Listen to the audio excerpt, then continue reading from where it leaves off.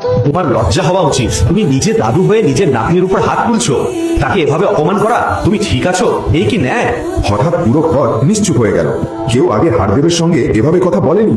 এখানে একটা সাধারণ ডেলিভারি বয় শহরের একজন নামকরা মানুষের সাথে তর্ক করছে। তুই নীচ মানুষ, কি সাহসে আমার দাদুর মুখের ওপর কথা বলিস? তোকে গুলি করে মার। সানি, তোকে ছেড়ে দাও। সানি বুঝলো না কেন তার দাদা এভাবে বলছেন, কিন্তু তার কোনো উপায় ছিল না। তাকে দাদুর কথা মানতে হলো। হারদেব পাল অভিনবকে ওপরে থেকে নিচে পর্যন্ত দেখে অনন্যাকে বললেন, অনন্যা, ওই ছেলেটার নাম যাই হোক, তোকে তাকে বিয়ে করতেই হবে। না দাদা, আমি কিভাবে তার সাথে বিয়ে করব? আমি তোর নামও জানি না। ও মেয়ে, এমন নির্দোষ অভিনয় করো না। তুমি হরদেব সিং এর বিধি জানো না? নিঃশব্দে বিয়ে করো, আর তা আজই। না দাদা, আমি এই দরিদ্রটাকে বিয়ে করব না। আমি বিয়ে করব না।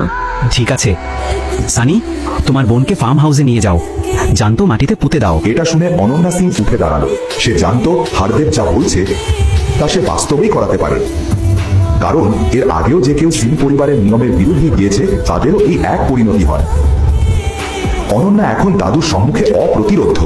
অভিনব জানতো যদি সে অনন্যাকে বিয়ে না করে, এক নির্দোষ মেয়ে তার জন্য প্রাণ হারাবে। তারপর আর কি, 1 ঘন্টার মধ্যেই ওই একই হলে অনন্যা ও অভিনব বিয়ে হয়ে গেল। তাদের বিয়ের প্রথম রাতে অনন্যার মাথায় কেবল একটি চিন্তা ছিল। তোমার নাম কি? অভিনব, কিন্তু আমার বাবার আদর করে ডাকেন। সে যাই হোক না কেন, আমার জানার দরকার নেই। আর একটি কথা ভালো করে শোনো, এই বিয়ে বিয়ে নয়, এটা জবরদস্তি।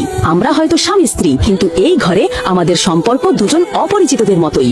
অভিনব জানতো যে রাজবাড়ির রানী অনন্যার সাথে একজন ডেলিভারি বয়ের কি বা সম্পর্ক থাকতে পারে, কিন্তু সে এটা জানতো না যে ঈশ্বর যদি তাদের মিলিয়ে দিয়ে থাকেন তাহলে তার পেছনে নিশ্চয়ই কোনো কারণ আছে। আজ আমার বন্ধু আকরামের জন্মদিনের পার্টি, আর অনন্যা, তুমি আমাদের নতুন জামাইকে সঙ্গে নিয়ে যাবে। অনন্যা পার্টিতে যেতে চাইছিল না, কিন্তু দাদুর আদেশ অমান্য করা তার পক্ষে সম্ভব ছিল না। অনন্যার সাথে অভিনবকে যেতে বাধ্য করা হলো, কিন্তু সেখানে গিয়ে সে এমন একজনের মুখোমুখি হলো যা তাকে একেবারে অবাক করে দিল। বৈভবী, তুমি এখানে? হ্যাঁ, অভিনবের সামনে দাঁড়িয়ে ছিল তার প্রাক্তন প্রেমিকা বৈভবী, যার থেকে অভিনব ভালোবাসায় বিশ্বাসঘাতকতা পেয়ে ছাদে উঠেছিল। কিছুদিন আগেই শহরের নামকরা ধনী দেবান তার প্রেমে পড়ে যায়, আর বৈভবী অভিনবের সাথে সম্পর্ক ভেঙে দেয়। দেবান দেখলো অভিনব বৈভবীর সাথে কথা বলছে, তাকে দেখেই বলল, বেবি, এই হতচ্ছাড়াটা কে? এ তো সেই ডেলিভারি বয়টা না, যে তোমার জন্য ছাদ থেকে ঝাঁপ দিয়েছিল? হ্যাঁ বেবি, এ তো সেই আজকের দেবদাস। মনে হয় ডেলিভারি দিতে এখানে এসেছে, তাই না? এদিকে সানি সেখানে এসে পৌঁছাল যে আগে থেকেই পার্টিতে ছিল। এই খবর জামাই বাবু, এখানে পিৎজা ডেলিভারি করতে এসেছো নাকি? জামাই বাবু, তোমাকে দেখে তো গরিব ঘরের ছেলে মনে হয়, কিন্তু এতটা গরিব যে ডেলিভারি বয় হয়ে গেছো। ছি ছি ছি জামাই বাবু। সানি, তুমি এই ছেলেকে জামাইবাবু কেন বলছো? কি বলছো এসব?